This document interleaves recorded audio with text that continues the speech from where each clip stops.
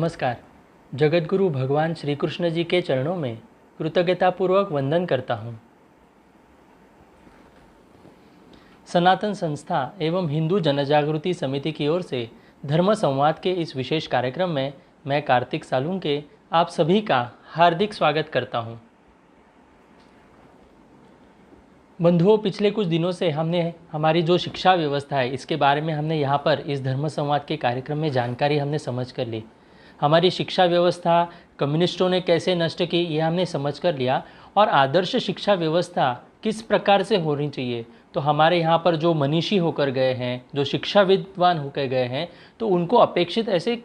शिक्षा व्यवस्था कैसे होनी चाहिए, तो इसके लिए हमने महर्षि अरविंद जी की शिक्षा व्यवस्था के बारे में संकल्पना क्या है ये हमने समझ कर लिया। और इसी शिक्षा व्यवस्था के कारण भारत में एक अच्छे समाज का निर्माण हो सकता है। तो ये हमने जानकारी यहाँ पर समझ कर ली। आज हम इसी विषय में शिक्षा व्यवस्था और इसके बारे में अधिक जानकारी आज के इस धर्म संवाद के कार्यक्रम में लेने वाले हैं। हमारे साथ हिंदू जनजागृति समिति के राष्ट्रीय मार्गदर्शक सद्गुरु डॉक्टर चारुदत्त पिंगले जी यहाँ पर उपस्थित हैं। नमस्कार सद्गुरु डॉक्टर पिंगले जी। नमस्कार कार्तिक जी। सद्गुरु डॉक्टर पिंगले जी, शिक्षा दर्शन के विषय में आपने अपने पिछले विषय में आपने उल्लेख किया था, तो इसमें दर्शन शास्त्र और शिक्षा के बीच में संबंध क्या होता है, तो इसके बारे में आप हमें मार्गदर्शन कीजिए। क्योंकि अधिकतर लोग व्यवहारिक ज्ञान के लिए शिक्षा लेते हैं और आध्यात्मिक ज्ञान के लिए दर्शन का अध्ययन करते हैं। तो इसके विषय में आप हमें जानकारी दें कि दर्शन शास्त्र की आवश्यकता क्या है, इसका महत्व क्या है हमारे जीवन में।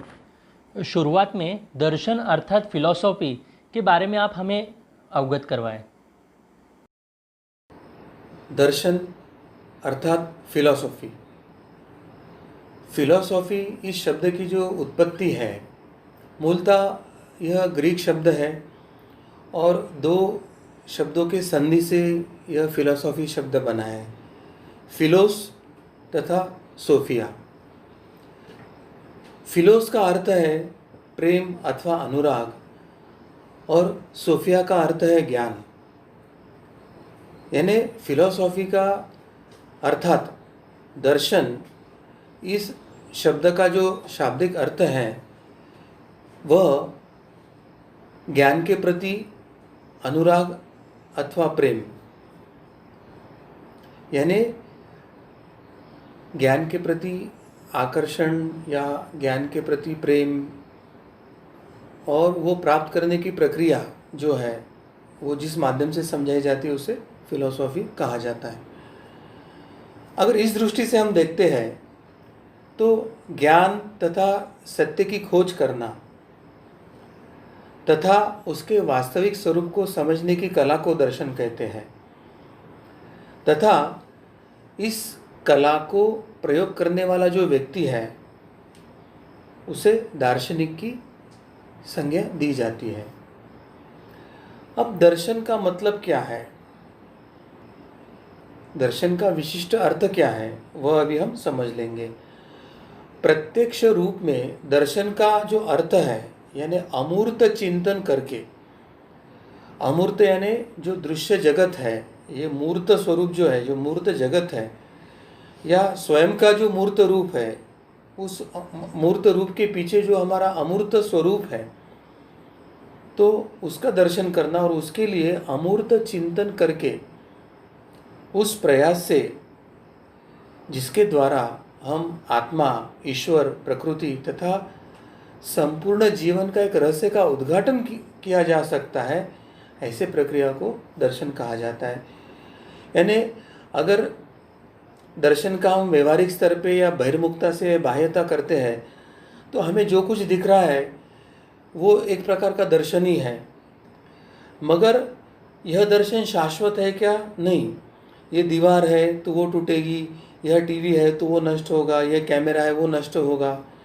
ये मनुष्य आसपास है वो देह नष्ट होगा, और फिर मनुष्य है तो छोटा है, फिर युवा है, फिर अधेड़ उम्र का है, फिर बुढ़ापा है।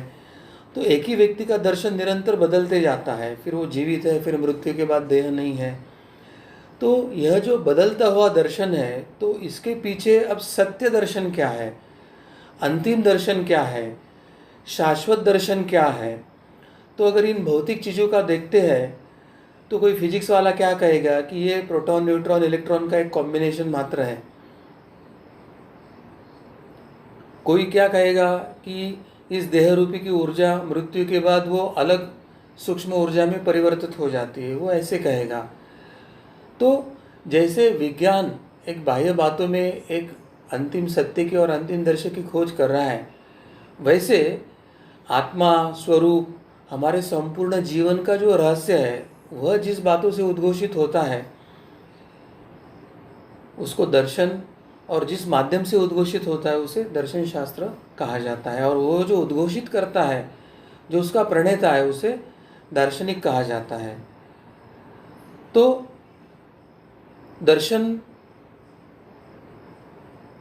दर्शन की जो प्रक्रिया है वो जीवन में कब शुरू होती है। तो जब मनुष्य के मन में, मनुष्य के जीवन में ये मनुष्य क्या है, ये जीवन क्या है, ये मनुष्य जीवन का या हर योनि में जो जो जीव जन्म लिए हैं, इन जीवन का उद्देश्य क्या है, इस संसार की प्रकृति क्या है, व्यक्ति इस संसार में क्यों आया है, ईश्वर का स्वरूप क्या है, मृत्यु क्या है, क्या मृत्यु के पश्चात कोई जीवन है या मृत्यु के पश्चात पुनर्जन्म है क्या, इस प्रकार की जो बातों की खोज है और उस खोज के लिए जो राह पर निकल पड़ता है, उस चिरंतन सत्य का एक जानने की प्रक्रिया में जो व्यक्ति निकल जाता है, तो यह जो प्रश्न है और यह प्रश्न के संदर्भ में जो ज्ञान प्राप्ति की जो प्रक्रिया है, यह इन दर्शनों का मुख्य विषय होता है। यानी दिखने में तो ये शरीर है, तो क्या मैं शरीर हूँ? फिर मैं जन्म लिया तो मेरा शरीर अलग था, मैं बच्चा था तो अलग था, मैं युवा था तो अलग था, अभी मेरा रूप अलग है और कुछ वर्षों के बाद अलग होगा।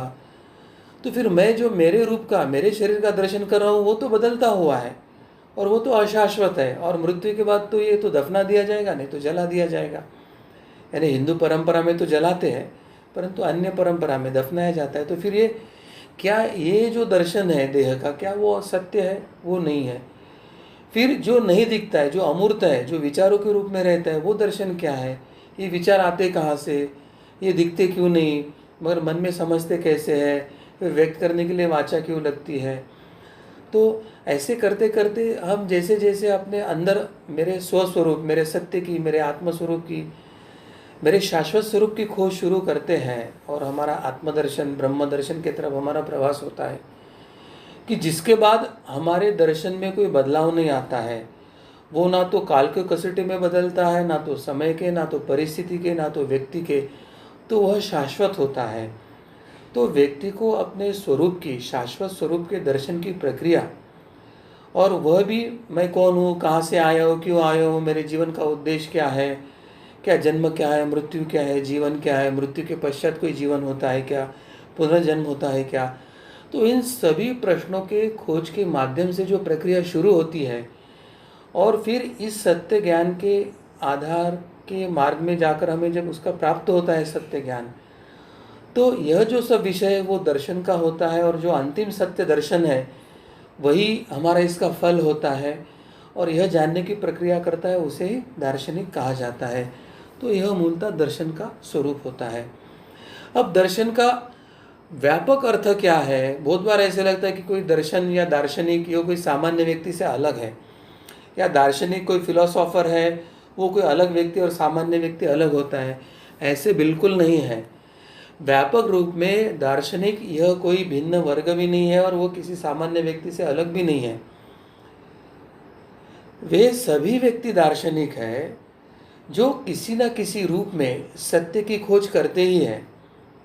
भले ही उनको अंतिम सत्य मिला नहीं, वो बात अलग हो सकती है, मगर वो सत्य की खोज में निकल पड़ते हैं। वो भला ही दर्शन शास्त्र के माध्यम से निकल पड़े, या उन्हें दर्शन या दर्शन शास्त्र या कोई ग्रंथ पता भी नहीं, फिर भी मन में जिज्ञासा आने के कारण मैं कौन हूँ, ये मैंने जन्म क्यों लिया, मेरे जीवन का उद्देश्य क्या है, मृत्यु क्या है, ऐसे अनाहुत प्रश्न मन में आने के कारण भी बिना किसी अध्ययन के, अभ्यास के अगर मनुष्य सत्य की खोज में निकल पड़ता है, तो वो सभी व्यक्ति वो दार्शनिक ही होता है, भले उसको दार्शनिक कहा जाए या ना, और वो दार्शनिक ही होता है। और अगर हम ध्यान से हम चिंतन करेंगे, मनन करेंगे और हम अभ्यास करेंगे तो हमें पता चलता है कि प्रत्येक व्यक्ति को अपने जीवन की इस लंबी यात्रा में जन्म से लेकर मृत्यु तक का जो उसका दिन प्रतिदिन का प्रवास होता है, उसके दिन प्रतिदिन के नए नए अनुभव होते हैं, और इन नए नए अनुभवों के साथ वो नवनीतम नया नया ज्ञान प्राप्त करता है। हर दिन वो नए सत्य की खोज में लगा रहता है। तो इस अर्थ से देखें तो उस क्षण वो दार्शनिक के रूप में ही कार्य करता है, परंतु उसे अंतिम दर्शन नहीं हुआ, अंतिम सत्य का उसको अनुभव नहीं हुआ है, यह हो सकता है। और जिसने अंतिम सत्य का दर्शन कर लिया उसे दार्शनिक कहा जाता है। तो सर्वसामान्य में हर जन्म लिया हुआ व्यक्ति एक प्रकार से दार्शनिक होता है। कभी कभी गलत संस्कार या योग्य दिशा न होने के कारण व्यक्ति विकृत सत्य की तरफ जाता है और अधूरे और विकृत सत्य को ही वो सत्य समझकर वो अंतिम सत्य दर्शन के विरोध में कुछ खड़ा होता है और उससे प्रासंगिक संघर्ष निर्माण हुआ ऐसे दिखता है। और इसलिए यहाँ पर दर्शन शास्त्र, फिलॉसॉफी या एक प्रकार से हमारे प्राचीन परंपरा में जो गुरु शिष्य परंपरा थी कि व्यक्ति के जीवन को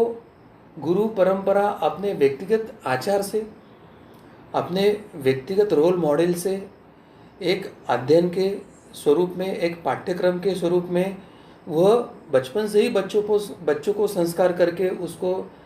एक दर्शन की तरफ, एक अपने जीवन के अंतिम लक्ष्य के तरफ, एक जीवन के ध्येय प्राप्ति की तरफ लेके जाने की प्रक्रिया होती है। अब सबसे महत्व की बात क्या है कि अभी हमको फिलॉसॉफी या दर्शन शास्त्र के नाम से एक अलग विषय लेकर हमें अध्ययन और पाठ्य पुस्तक्रमों में लाने की आवश्यकता निर्माण हुई है। तो प्राचीन काल में क्या था, मध्ययुगीन काल में क्या था? तो प्राचीन काल में तो ऐसा था कि मनुष्य ही धर्मपरायण होते थे और मनुष्य ही धर्म के पथ पर चलने वाले होते थे। उनका केवल धर्म का अध्ययन हुआ ऐसे ही नहीं, वेद और धर्म ग्रंथों का अध्ययन करते थे ऐसे ही नहीं। तो धर्म यह आचार मूलक है और हर व्यक्ति का जीवन ही धर्म के आधार पर आचार मूलक होने के कारण व्यक्ति का दैनंदिन जीवन ही एक प्रकार से आने वाले पीढ़ी को एक शिक्षा देने वाला, दिशा देने वाला एक रोल मॉडल की तरह होने के कारण अनेक संस्कार है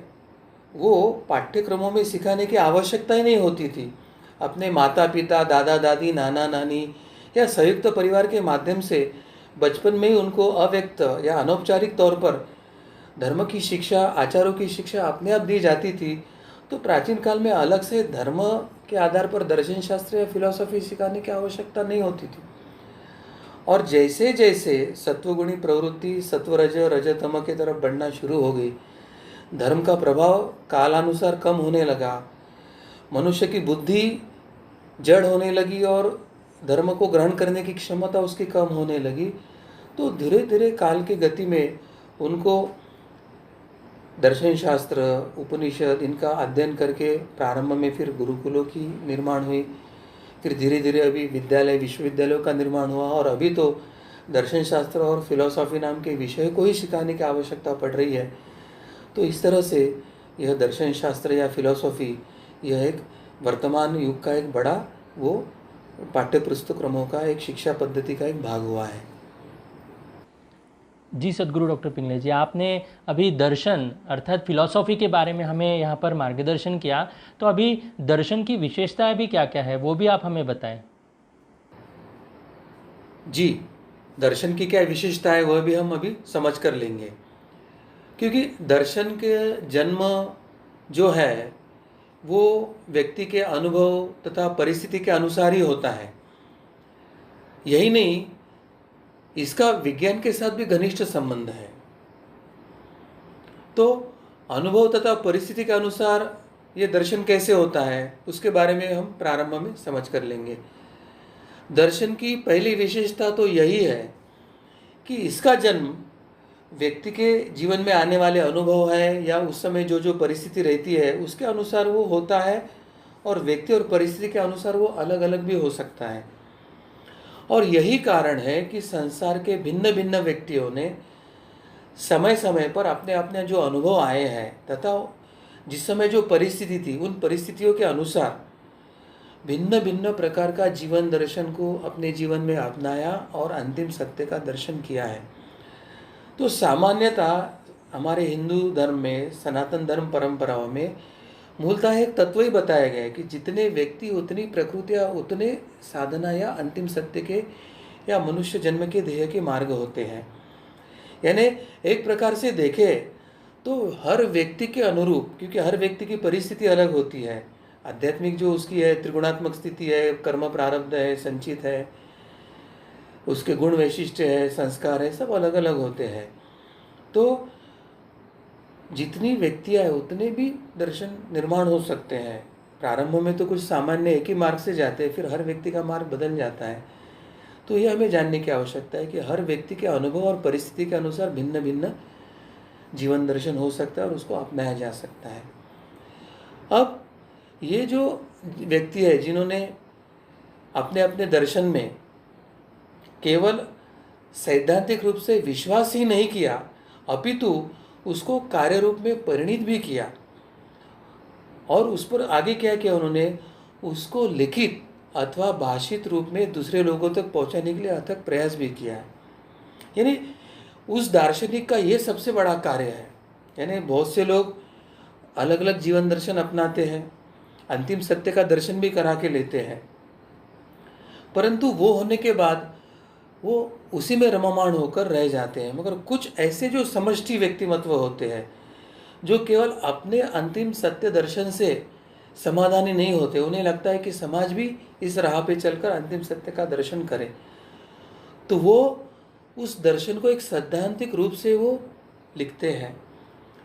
फिर उस सैद्धांतिक रूप से लिखे दर्शन के मार्ग पर जाने की वो क्रिया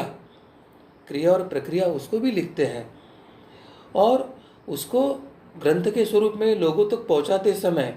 उसको मार्गदर्शन, भाषण, व्याख्यान, प्रवचनों के माध्यम से लोगों तक पहुंचाकर लोगों को भी उस मार्ग से जाकर उस अंतिम सत्य दर्शन का लेने के लिए वो प्रेरक बनते हैं। तो ये सही मायने में दार्शनिक होते हैं, ऐसे हमें समझ कर लेने की आवश्यकता है। अब हमने कहा था कि दर्शन ही विज्ञान निष्ठ भी होता है, तो दर्शन और विज्ञान का संबंध क्या है यह भी हम समझ के लेंगे, क्योंकि दर्शन की दूसरी यही विशेषता है कि दर्शन यह विज्ञान से अत्यंत घनिष्ठ रूप से संबंधित होता है और दर्शन ये हमें विज्ञान को वास्तविकता से परिचित कराता है और वास्तविकता से परिचित कराने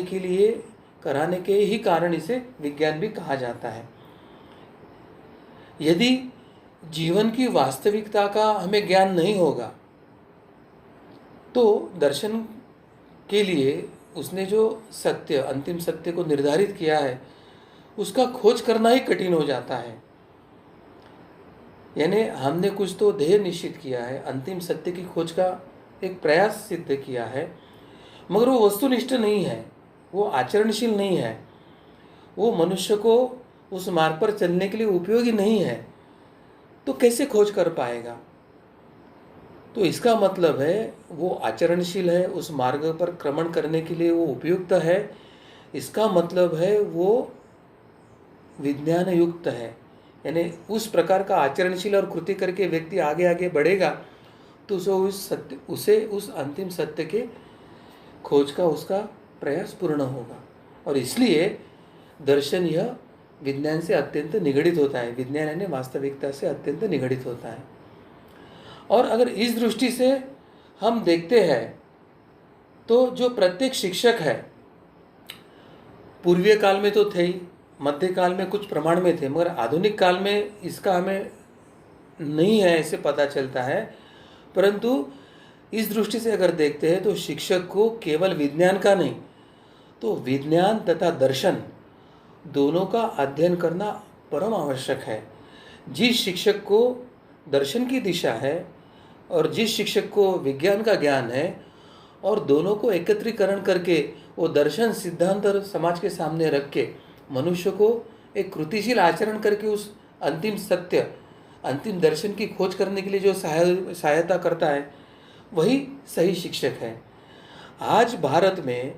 इस कम्युनिस्ट प्रणाली और सेक्युलर पॉलिटिकल पार्टियों ने बनाया हुआ ये जो हमारी शिक्षा पद्धति है, उसमें केवल आधुनिकता और विज्ञान को ही इतना महत्व दिया है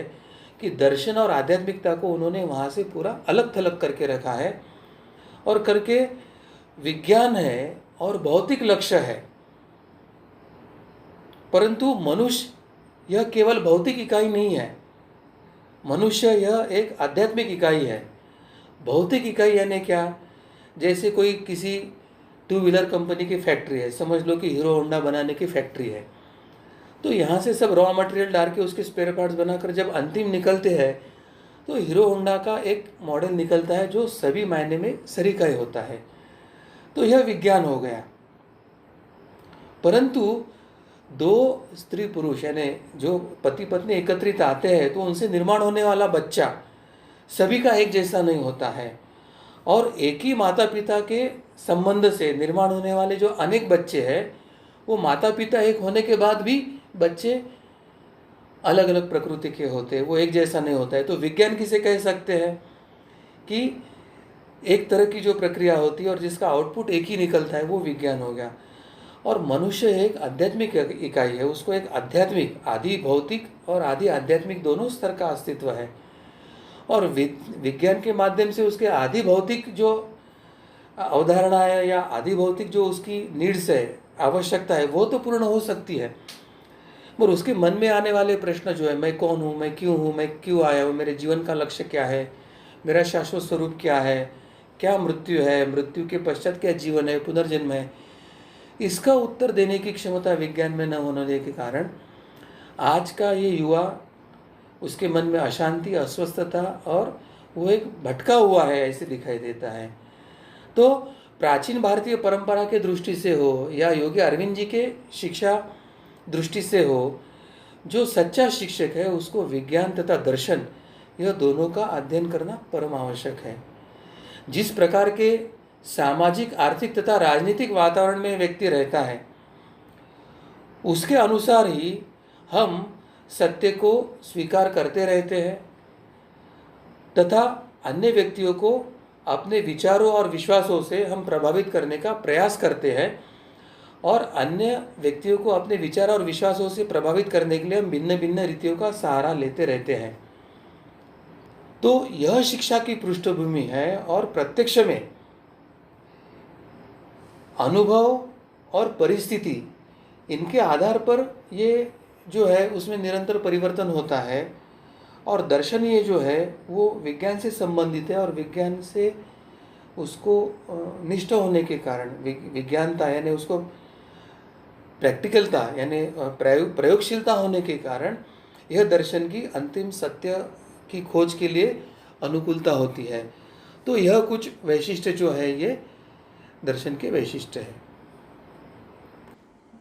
जी सद्गुरु डॉक्टर पिंगले जी, आपने अभी हमें दर्शन की विशेषताएं क्या है इसके बारे में हमें बताया, परंतु शिक्षा क्या है, शिक्षा कैसे, किसे हम कह सकते हैं, इसके बारे में भी आप हमें मार्गदर्शन करें।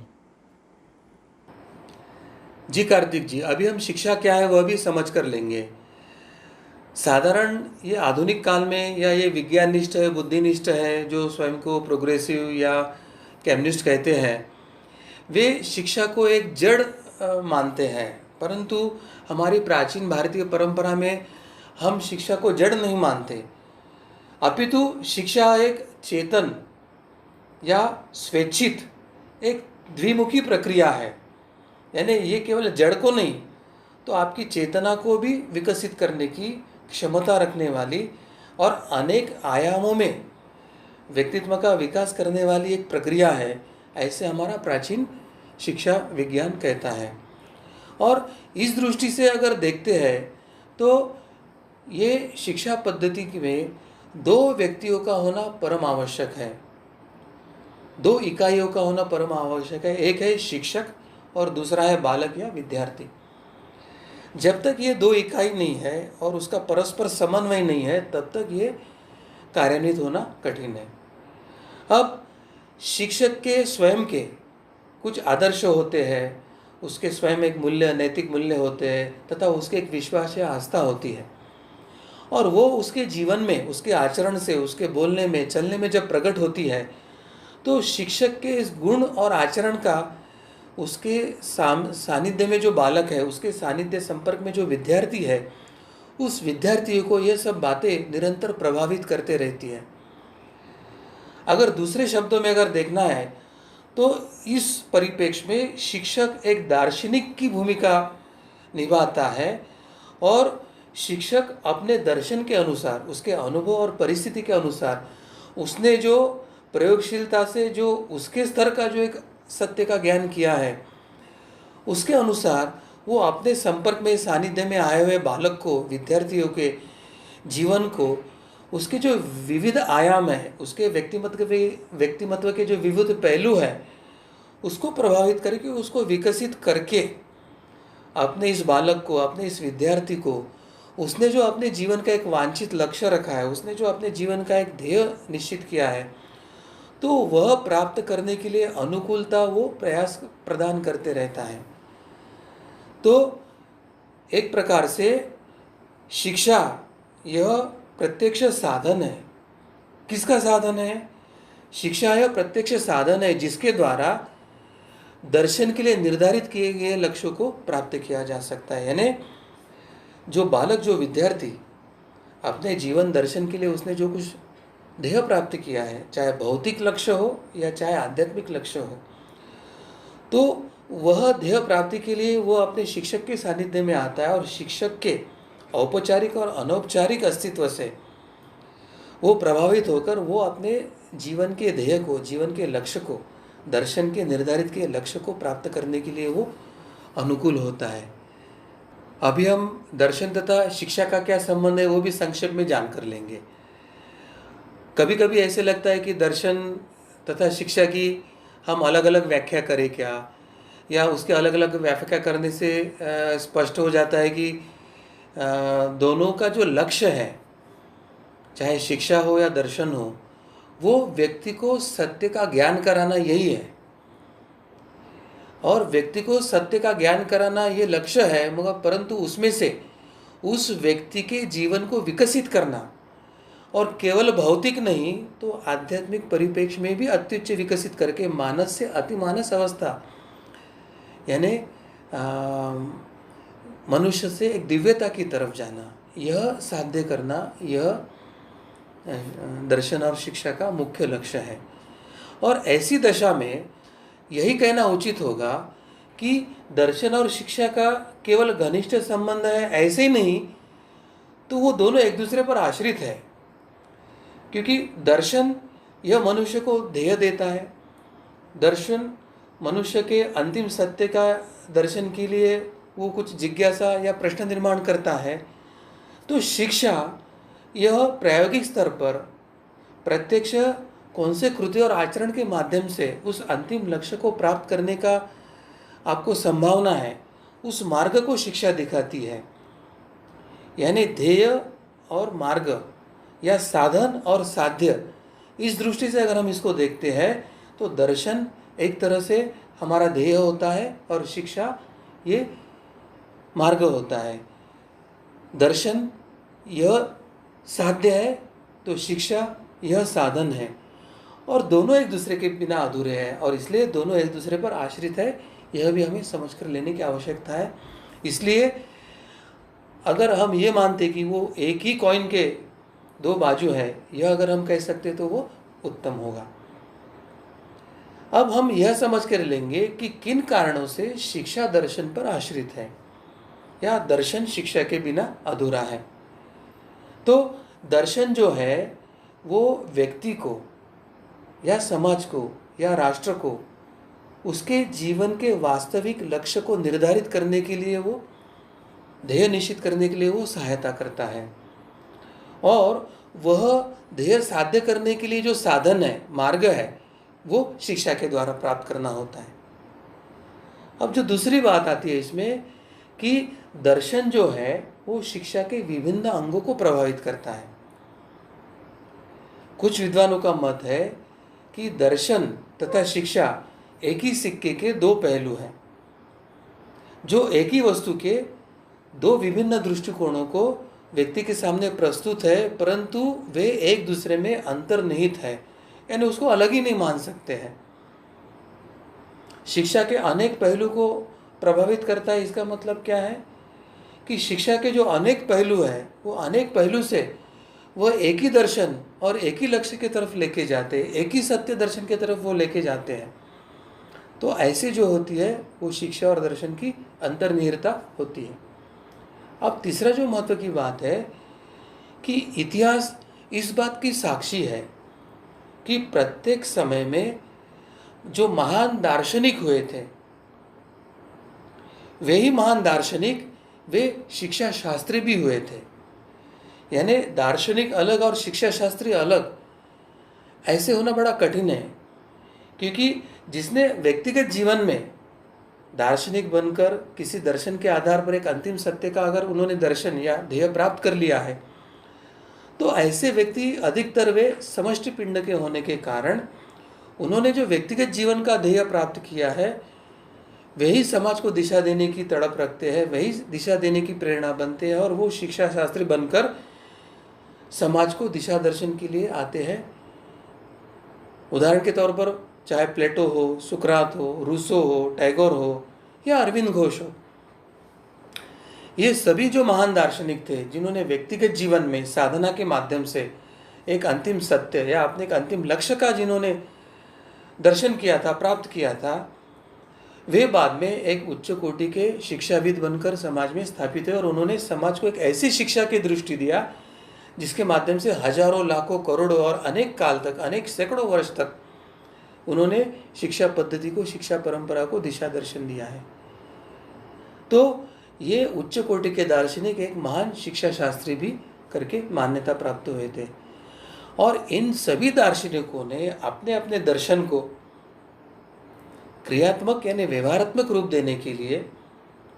यानी कौन से साधन के माध्यम से, कौन से आचरण के माध्यम से, कौन से वैचारिक बौद्धिक दृष्टि और उसके साथ आचरण के माध्यम से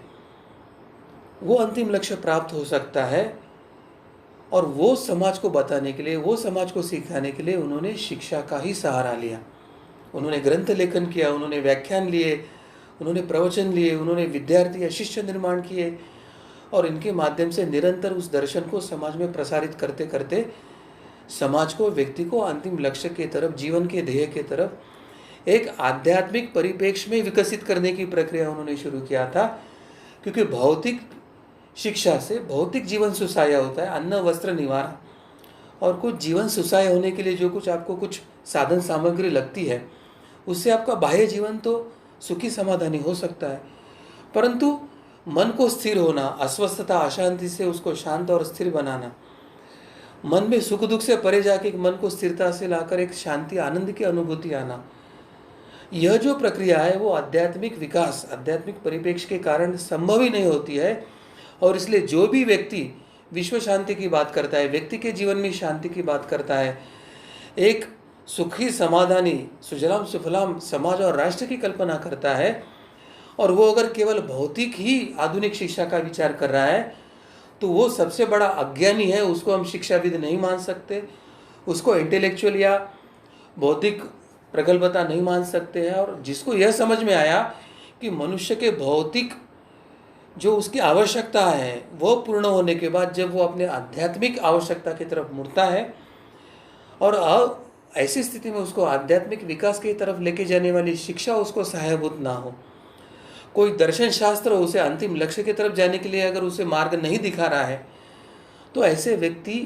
मन से अशांत, अस्वस्थ, और फिर इसमें से ही अशांति में से कलह निर्माण होगा, कलह में से गुनाह निर्माण होंगे, इसमें से गुनहगार निर्माण होंगे, इसमें आचार विचार से भ्रष्टाचार निर्माण होगा, इसमें अत्याचार, अनाचार और बलात्कार करने वाला एक नया आध्यात्मिक दृष्टिया अविकसित समाज निर्माण होगा, जो रांटी, अपने अंदर के रांटी गुणों को प्रकट करके वो एक अराजक वाली स्थिति वाला समाज यहाँ पर निर्माण करेगा। और इसलिए जो व्यक्ति विश्व शांति, राष्ट्र शांति, व्यक्ति की शांति, सुख समाधान की बात कर रहा है, उन्होंने यह जानने की आवश्यकता है कि ये जो शिक्षा प्रणाली है वो व्यक्ति के भौतिक और आध्यात्मिक विकास की, व्यक्ति को मानस से अतिमानस एक सामान्यता से एक दिव्यता की तरफ लेके जाने वाली शिक्षा व्यवस्था की योजना उनको बनानी होगी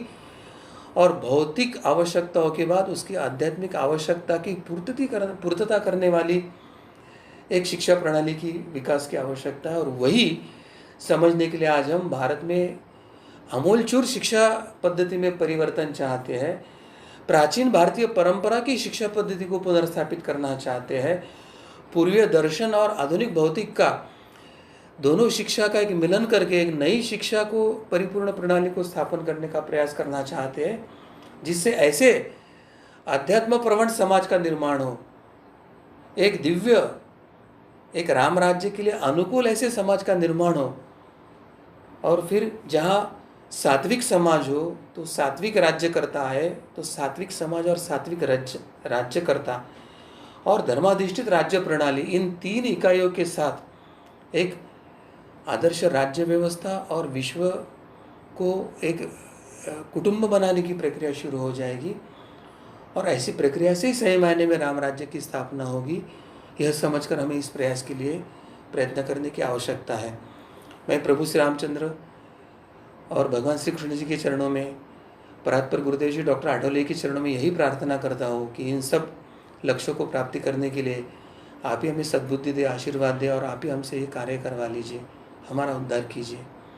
इसी के साथ मैं अपने वाणी को यही विराम देता हूँ। आप सभी को नमस्कार।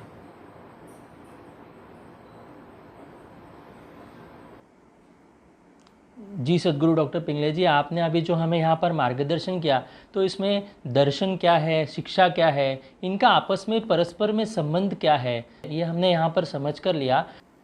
आपने जैसे बताया तो हमारी भारतीय प्राचीन शिक्षा व्यवस्था कितनी उच्च कोटि की थी, तो यह आपके मार्गदर्शन से हमें ध्यान में आया। मैं सभी दर्शकों से ये अनुरोध करता हूँ कि ये जो आप हमारा शिक्षा व्यवस्था के संबंध में ये जो धर्म संवाद का कार्यक्रम देख रहे हैं, इसको अधिक से अधिक लोगों तक पहुंचाने का कार्य करें, उसको लोगों तक समझाएं ताकि उन्हें हमारी प्राचीन भारतीय शिक्षा व्यवस्था, दर्शन क्या है, ये उन्हें समझ में आए। ये अभी के पीढ़ी को समझना महत्वपूर्ण है, ताकि जब भी वो ये समझ पाएंगे तो एक अच्छी पीढ़ी का निर्माण हम हमारे इस देश में कर सकते हैं। तो इसी के साथ मैं सभी से आह्वान करता हूँ कि ये जो सारे कार्यक्रम हैं ये समिति की वेबसाइट पर आपको अवश्य मिलेंगे। उस वेबसाइट का आप अवश्य अवलोकन करें, अधिक से अधिक लोगों तक इसे फॉरवर्ड करें। जो यूट्यूब के माध्यम से दर्शक देख रहे हैं तो वो अवश्य हमारा चैनल सब्सक्राइब करें, और फेसबुक के माध्यम से जो दर्शक देख रहे हैं वो इसे लाइक करें, पेज को लाइक करें और अधिक से अधिक वॉच पार्टी करें। ऐसे मैं आप सभी से आह्वान करता हूँ। भगवान श्री कृष्ण जी की असीम कृपा से धर्म संवाद का आज का यह कार्यक्रम यहीं पर संपन्न हुआ, ऐसे मैं घोषित करता हूँ। नमस्कार।